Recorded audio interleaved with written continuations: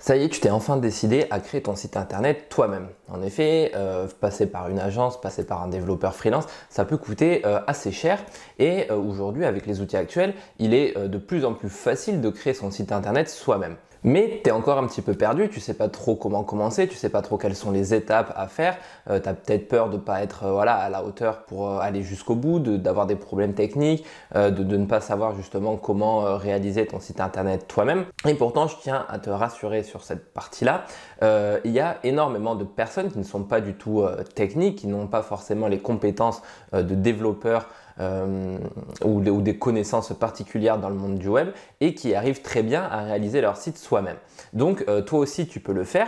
Et justement dans cette vidéo, je voudrais un petit peu t'expliquer les différentes étapes pour créer ton site internet toi-même. Donc à la fin de cette vidéo, tu auras justement toutes les étapes à respecter et tu auras les clés justement pour te lancer dans la création de sites internet. Avant de commencer cette vidéo, je te propose une formation d'1 heure dans laquelle je t'accompagne pour créer justement ton site internet professionnel en toute simplicité, donc sans connaissances informatiques particulières.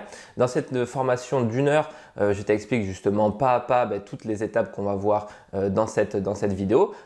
Donc je fais tout ça derrière mon ordinateur, donc tu as juste à regarder ce que je fais sur mon ordinateur et à faire exactement les mêmes choses. Et dans 1 heure, ton site sera en ligne et prêt à accueillir justement tes premiers visiteurs. Donc si ça t'intéresse, le lien il est dans la description. Et on commence tout de suite donc avec la première étape qui va être de définir en fait tes besoins. Alors sur les sites internet, il y a à peu près 2 types de sites internet. Il va y avoir les sites vitrines et les sites e-commerce. Alors bien sûr, il existe plein de façons différentes de créer un site internet ou d'avoir plein de types de sites internet, mais on va dire que ça c'est les 2 plus grosses catégories et que dans ces 2 catégories, on peut à peu près ranger tous les autres types de sites internet. Le site vitrine, ça va être simplement un site dans lequel tu vas présenter ton entreprise, tu vas présenter tes services, ça va être en fait un ensemble de pages ou même d'articles, on peut aussi mettre des articles de blog comme ça, mais dans lequel tu vas simplement présenter ton entreprise et apporter du contenu aux gens. Et le but des sites vitrines, c'est simplement d'avoir en gros une affiche sur internet qui présente ton entreprise et qui va te permettre que les gens te contactent. Donc ça, c'est le premier type de site internet. Et le deuxième, c'est plutôt les sites e-commerce. Donc les sites e-commerce, ça va être justement de la vente en ligne dans lequel justement on va vendre des produits, donc sur lequel on a besoin d'un système de paiement pour que les gens puissent payer et mettre ces produits en ligne. Donc la première étape, ça va être justement de définir un petit peu tes besoins. Est-ce que toi, tu as besoin d'un site vitrine ou est-ce que tu as besoin d'un site e-commerce? Si tu as juste besoin d'un site vitrine, si tu as besoin simplement d'un site pour présenter ton entreprise, par exemple tu es prof de yoga et ton but c'est simplement d'avoir un site vitrine, tu vas pouvoir, moi je te conseille plus de partir sur des outils comme Wix ou WordPress. Alors, je vais faire un petit peu les avantages et inconvénients de chacun. Pour Wix, c'est quelque chose, alors déjà, il y a une partie gratuite. La partie gratuite, moi, je te la déconseille fortement parce que on dit que quand c'est gratuit, c'est toi le produit. Donc avec Wix et la partie gratuite, tu vas avoir plein d'inconvénients. Tu vas avoir déjà une URL qui ne sera pas du tout professionnelle. Tu auras par exemple monsite.wix.fr, donc ça ne va pas être très professionnel. Ensuite, tu vas avoir de la pub sur ton site internet. Au niveau des ressources, ton site peut ramer, justement, peut avoir du mal justement à suivre un petit peu quand tu vas avoir beaucoup de personnes sur ton site internet. Donc du moins Wix sur la partie gratuite, je te le déconseille vraiment. Tu peux partir sur une partie payante. Mais voilà, c'est quelque chose que tu vas devoir payer tous les mois. Le site, il faut savoir que tu ne seras pas propriétaire, alors tu n'as pas, tu n'as pas besoin forcément de t'occuper de la partie technique sur un site comme Wix, mais il faut savoir que le site, il ne t'appartient pas non plus, c'est Wix qui le détient. Et demain, si je sais pas, Wix font les plombs ou il y a un problème ou quoi que ce soit, tu peux perdre tout ton site internet. De plus, si demain tu veux aussi changer par exemple ton hébergement, donc l'hébergement c'est là où en gros où tu peux stocker tes fichiers. En fait, Wix propose ce truc d'hébergement. Donc si tu passes par eux dès le début, tu n'auras pas cette partie hébergement à gérer. Donc c'est un plus, mais le jour où Wix font les plombs, tu peux tout perdre et ton site est perdu. Donc voilà, ça peut être une solution pour débuter. Il faut savoir que par contre, si demain tu veux changer de solution, tu veux passer par autre chose que par Wix, il faudra que tu refasses ton site de zéro. Donc ça c'est la solution Wix. Moi je te conseille pas du tout la partie gratuite, mais d'investir un petit peu d'argent sur ça. Ça peut être une solution pour bien débuter.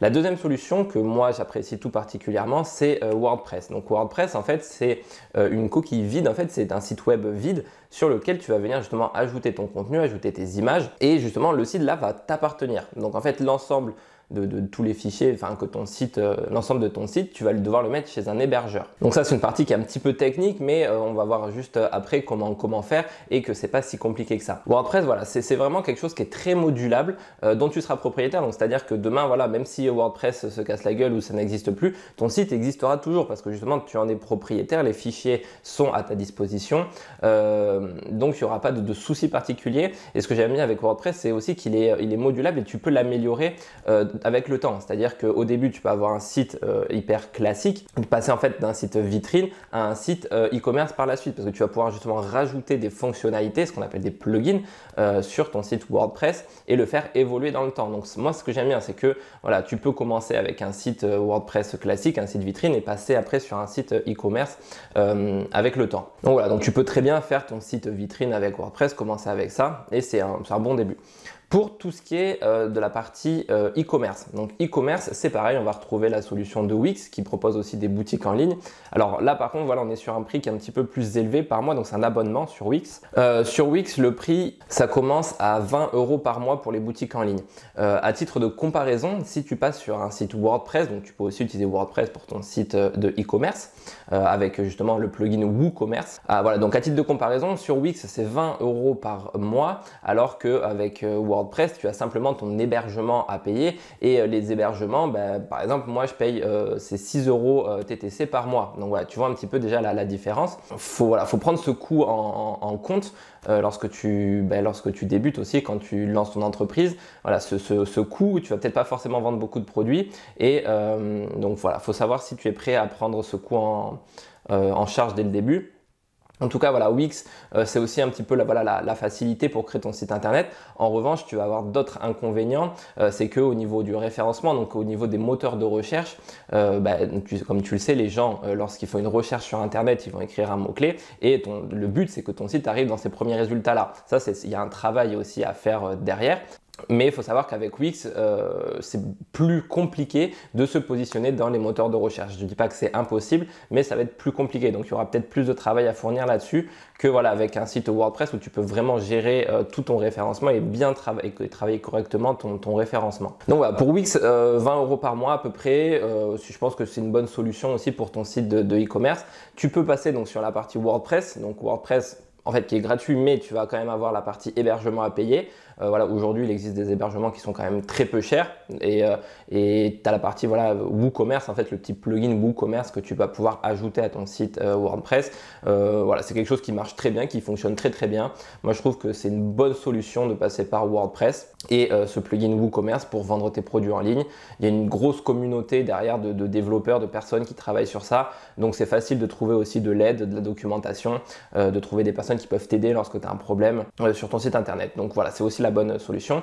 Et le troisième outil que tu peux utiliser pour faire du e-commerce, c'est Shopify. Donc Shopify, tu es un petit peu sur le même principe que Wix. Voilà, c'est un truc qui est hébergé chez Shopify, donc tu n'es pas propriétaire pareil de ton site internet. Mais voilà, c'est un des leaders aussi dans le site de e-commerce. C'est quelque chose qui fonctionne très bien. Je sais qu'il y a beaucoup de personnes qui l'utilisent, notamment pour le dropshipping. Alors, le dropshipping, c'est le fait de vendre les produits de quelqu'un d'autre, en fait de servir un petit peu d'intermédiaire, de passerelle entre les produits de quelqu'un d'autre et le client final. Enfin, peu importe, en fait, donc Shopify est beaucoup utilisé. Là, c'est pareil, c'est encore un petit peu plus cher, c'est un abonnement par mois. C'est un abonnement par mois, donc là, on est à 29 $. Je crois on débute à 29 $ par mois, donc en euros, ça doit faire, je sais pas, 25 € à peu près par mois. Donc voilà, c'est une bonne solution, c'est une très bonne solution Shopify. Donc à toi de voir un petit peu ce que tu souhaites, si tu préfères la partie un petit peu plus simple avec Wix ou Shopify, parce que voilà, justement, t'as vraiment pas beaucoup de technique. Tu fais ton site, tu crées ton site et c'est assez facile. WordPress va demander peut-être un petit peu plus de technique, de technicité, et encore c'est pas hyper compliqué. Et justement, moi je te propose une formation dans laquelle je t'accompagne, ce que je te disais tout à l'heure, dans laquelle je t'accompagne à créer ton site avec WordPress. Donc toute la partie technique, en fait, on la voit ensemble et tu as simplement à me suivre. Et voilà, cette partie technique, c'est peut-être juste au début dans la configuration. Et donc je t'explique un petit peu comment tu peux configurer ton site WordPress, comment tu prends ton hébergement. Donc voilà, toute la partie technique, on la verra on la verra ensemble dans cette formation gratuite d'1 heure. Donc le lien, il est dans la description. Donc voilà, ça c'est la première partie, c'est un petit peu définir tes besoins par rapport à ton site internet. La deuxième partie, alors cette deuxième partie, ça va être le choix de l'hébergement. Cette deuxième partie, elle est valable que si tu pars sur du WordPress. Comme si tu pars sur les autres, tu n'auras pas besoin d'un hébergement. Alors, un hébergement, c'est quoi? C'est simplement en gros des grosses machines, ce qu'on appelle des serveurs. Donc, c'est des entreprises qui mettent à disposition ces serveurs-là, sur lesquels sont stockés tous les fichiers de ton site internet. Et donc, leur but, c'est que ça soit disponible 24 heures sur 24 pour que n'importe qui dans le monde puisse visualiser ton site internet 24 heures sur 24 et 7 jours sur 7. Quand tu fais un site internet, c'est obligatoire d'avoir un hébergement. Alors, si tu passes par Wix ou Shopify, le site est hébergé chez eux. Donc, tu n'as pas forcément à t'en occuper. Si tu passes par WordPress, l'hébergement, il passera par un hébergeur. Donc, des hébergeurs, il en existe plein. Il y a OVH, One and One, il y a O2Switch. Moi, je te conseille O2Switch. C'est l'hébergeur par lequel je passe et qui est très très bien. Ils ont un service après-vente qui est au top. Franchement, j'ai jamais eu de problème. L'avantage aussi de passer par justement un hébergeur comme ça, c'est que dans la plupart des offres, ils proposent la possibilité d'ajouter plusieurs sites. Donc, c'est-à-dire que quand tu prends une offre d'hébergement, donc à 6 € par mois par exemple, tu auras la possibilité d'avoir 2, 3, 4, 5 sites.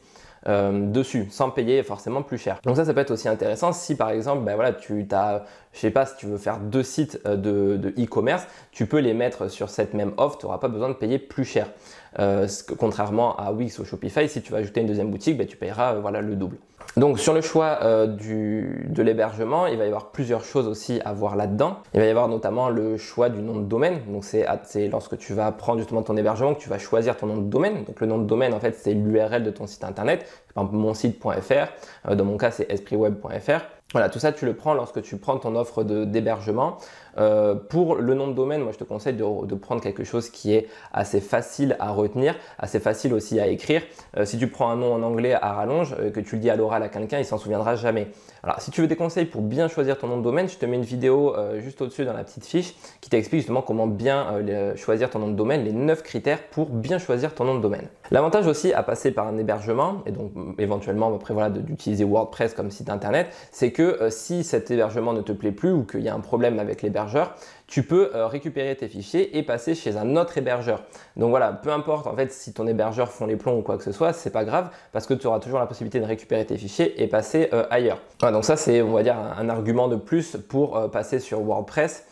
Pour créer ton site internet parce que justement c'est très modulable et tu n'auras pas de problème, tu es vraiment propriétaire de ton site internet et tu as le choix justement dans les différents hébergeurs et tu peux choisir l'hébergeur déjà en fonction un petit peu de tes moyens, c'est-à-dire que si tu as beaucoup d'argent, tu veux un truc très très performant, tu as beaucoup de personnes et tout qui viennent sur ton site internet, tu peux choisir un hébergeur très puissant, une offre d'hébergement du moins qui soit très puissante. Si à côté de ça, tu n'as pas beaucoup de trafic encore, tu n'as pas besoin de beaucoup de ressources et tout, tu peux choisir un hébergeur justement qui est pas très cher au début et par la suite justement augmenter un petit peu ses ressources. Donc voilà, une fois que tu as choisi ton hébergement, il va falloir que tu crées ton site internet. Donc là, il va falloir que tu justement crées tout le contenu de ton site internet, que tu crées justement tes différentes pages, que ça soit justement la page d'accueil, que ça soit la page qui présente tes services, que ça soit la page de contact, tout ça, va falloir que tu crées justement tout le contenu, toutes tes différentes pages de ton site internet. Pour ça, moi, je te conseille vraiment de soigner le contenu parce que déjà, c'est la première chose sur laquelle les personnes arrivent. Voilà, elles arrivent sur ton site internet et elles vont lire justement ton contenu. Si ton contenu donne pas envie ou les personnes ne trouvent pas les réponses qu'elles cherchent, elles vont vite partir. Donc, je te conseille vraiment de soigner ton contenu, de passer un petit peu de temps à écrire ton contenu, à bien réfléchir aux questions que les gens peuvent se poser lorsqu'ils arrivent sur ton site internet et de mettre en avant justement les réponses. Donc bien travailler ces textes, que ça soit bien aéré, ne pas faire tout un bloc là où c'est illisible et tout. Pense à bien aérer tes textes, à mettre des titres, des images, à aérer tout ça. Tu peux faire aussi plusieurs pages. Donc moi je te conseille au niveau des pages de faire donc une page d'accueil, une page à propos qui explique justement ton histoire, qui tu es, les valeurs de ton entreprise, tout ça. Une page mes services éventuellement si tu veux présenter justement ce que toi tu proposes, tes prestations, tes services, tes produits. Et aussi une page contact dans laquelle justement les gens peuvent retrouver ton numéro de téléphone, ton adresse email, avoir peut-être une carte justement où ils peuvent te situer géographiquement. Donc voilà, passe un petit peu de temps justement à bien travailler le contenu de tes pages. Et une fois que tu as fait ça, on peut passer donc à la quatrième étape qui est de choisir son thème. Alors le thème d'un site internet, c'est quoi? C'est simplement le côté graphisme, le design, la gueule de ton site web en fait. Ça, va falloir que tu choisisses ton thème en fonction de ce que tu veux dégager comme émotion, comme atmosphère dans ton site internet. C'est un petit peu l'image de ta marque. Alors tu vas choisir justement tes couleurs, tes écritures, ta police. Donc pour le thème, que ce soit sur WordPress, Wix ou Shopify, ils proposent tous des thèmes, souvent par catégorie. Donc c'est-à-dire que si par exemple tu es dans le sport, tu vas avoir des thèmes exprès pour le sport, si tu es dans la restauration, des thèmes exprès pour la restauration et ainsi de suite. Donc tu peux trouver voilà, franchement pas mal de thèmes dans toutes les solutions que tu vas prendre. Sur WordPress, il y a énormément de thèmes, que ce soit gratuits ou payants.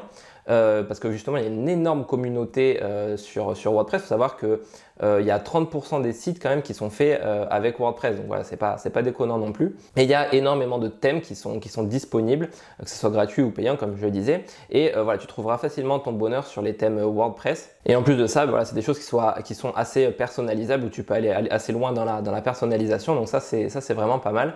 Attention quand même à ne pas se perdre. C'est vrai qu'au début, quand on débute avec WordPress, on peut avoir tendance à se perdre un petit peu dans les configurations du thème et tout.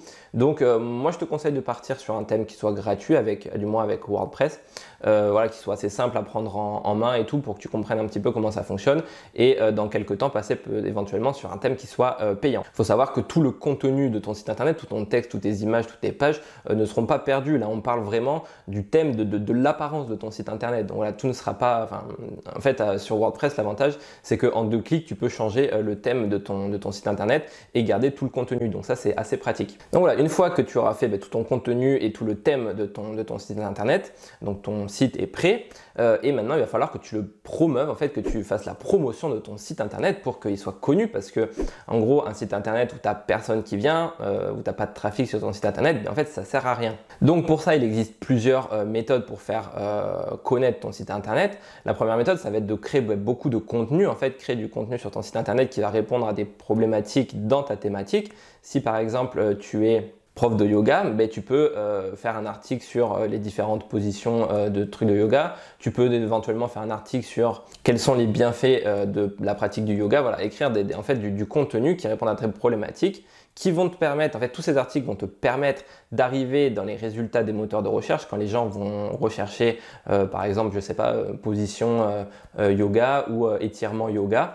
En fait, voilà, ton but, ça va être d'écrire du contenu pour justement arriver dans les moteurs de recherche, pour que les gens puissent te trouver facilement, enfin aller sur ton site facilement. Donc voilà, ça c'est la première méthode pour pour faire connaître son site internet. Ensuite, tu peux aussi utiliser les réseaux sociaux, c'est-à-dire aller sur des réseaux sociaux, te créer un compte, poster du contenu aussi sur les réseaux sociaux et dire aux gens d'aller sur ton site internet. Et ensuite, tu as aussi la possibilité d'aller dans des forums, dans des groupes Facebook ou dans des commentaires d'autres sites internet pour répondre justement à des questions que les gens se posent et faire la promotion un peu de ton site internet. Donc ça aussi, c'est une bonne stratégie pour faire connaître son site internet. Alors, si tu es intéressé justement pour savoir comment tu peux promouvoir ton site internet, j'ai fait aussi une vidéo qui t'explique justement ces différentes méthodes en détail. Je te mets le lien voilà, juste en haut de la vidéo. Donc voilà un petit peu les différentes étapes pour créer ton site internet. Donc si on récapitule, la première étape, ça va être de définir ton besoin, donc site vitrine, site e-commerce. La deuxième étape, ça va être de choisir ton offre d'hébergement. Alors si tu pars sur du Wix ou du Shopify, tu n'auras pas besoin tu peux sauter cette étape-là. Si tu passes sur du WordPress,